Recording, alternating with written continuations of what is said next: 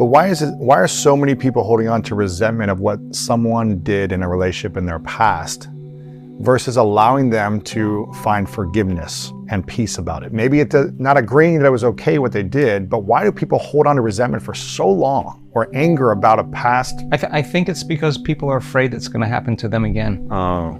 And when we have a traumatic event, big or small, in fact, you're always on the lookout for any signal in the environment, any person or circumstance that's going to be the smallest cue that's going to say, ooh, I've done this before, I better get ready for it. So we're in a constant state of bad news, waiting for the worst case scenario. So let me just finish this, okay? Yeah. Because the question really was about self-love.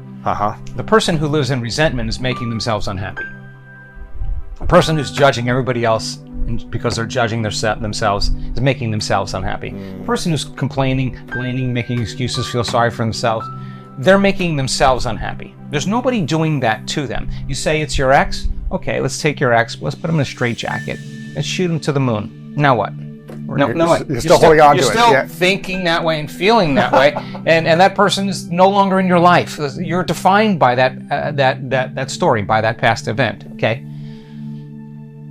The person's truly sincere and thinks there's something other than that emotion of resentment. What's on the other side of it? Am I willing to sit through it long enough? And no matter how much the pain is or what my body does, I'm going to sit this one out. I'm going to work with my body and keep bringing it back into the present moment. It's like training an animal. You keep doing it over and over again. You stay.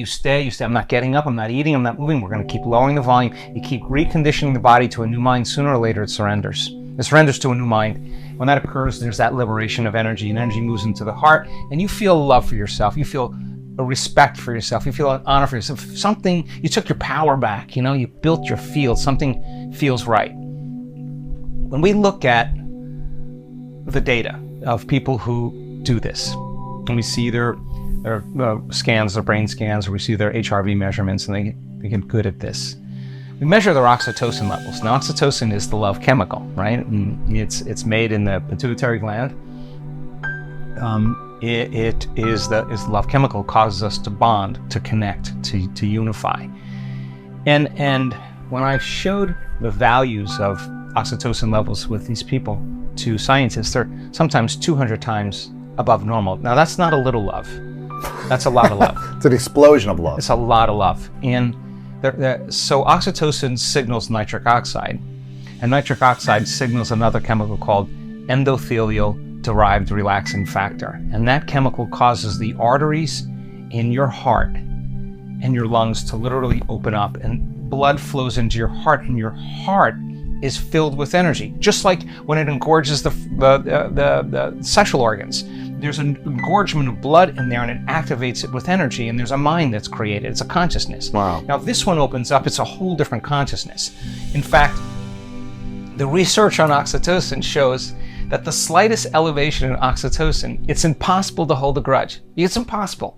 You say, dude, I feel so good. Like, I'm good. Like, no, I'm good. I'm really good. Now,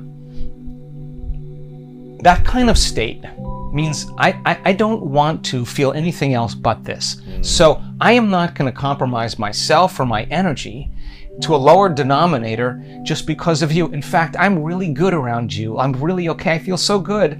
I don't want to judge you because I don't want to lose this feeling. Right. So then imagine being around a cat like that. Being around a person like that, that's really easy to be around because they're okay with themselves. And when they're okay with themselves, they relate with people differently. In fact, they relate with them unconditionally. They just love them unconditionally, and that causes an attraction. It causes a bond, right? So one of the things I learned last year in watching people, in this work and week-long events, I do my best to pay really close attention. Looked out at an audience one day, and I looked out in the room, we just finished a walking meditation, everybody sat down, and I kind of glanced around the room, and everybody had this radiant smile. And I said to them, hey, who's making you happy? By the way, who's making you happy? There's nobody doing that to you. You're doing that to you. You're making yourself, you're not relying on anybody in your life to do that. Now, that is an attractive energy. That's the person who relates well with money. There's a relationship with money. They relate well with people. They're very giving, they're very caring, they want nothing in return, they're more present, because that's who they're practicing being. And so there's a natural affinity, a natural attraction, because the person is really present and they're really okay. And something is different about them. Something is unique about them. So the relationship we have with people, when we're in that state where we're really okay with ourselves, or we've made ourselves happy, we're really happy with ourselves, allows us to love just about, we'll find beauty through the lens of love in anything and no one else sees it, right? Getting there is the overcoming process. That is what creates self-love. Now, to be very clear, I think many people, and I think I'll include myself, we confuse pleasure with love. And it's not the same thing. What's the difference? Well, pleasure is doing something that makes you feel good, but has nothing to do with love. Love has everything to do with something that you feel independent of pleasure. When you overcome yourself and you arrive at your goal, you reach your dream, you never give up on yourself. You had hard moments, you fell to your knees, you brushed yourself up, you got up, you showed up again for yourself. It's amazing to watch this. I watch it at week-long events. I watch people literally change in 7 days, and they showed up when they said, I'm too tired, I have a handicap, I have a disease, I don't understand how rough my past is, I'm an addict, I was in jail, my mother was abusive, they showed up in spite of I'm too old, whatever that is. You keep showing up for yourself, you start feeling really worthy to receive. And the universe only gives us what we think we're worthy of receiving, right? So when you're in love, you're in a whole lot less lack. And if you're in a whole lot less lack, in a sense, you're moving closer to source. And that's a really good feeling.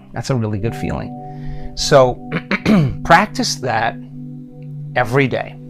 Practice that every day in your relationships with people, your relationship with your body, your relationship with money, your relationship with your phone, your relationship with your car, your relationship with everything would be different. Yes. And so the overcoming process is the becoming process.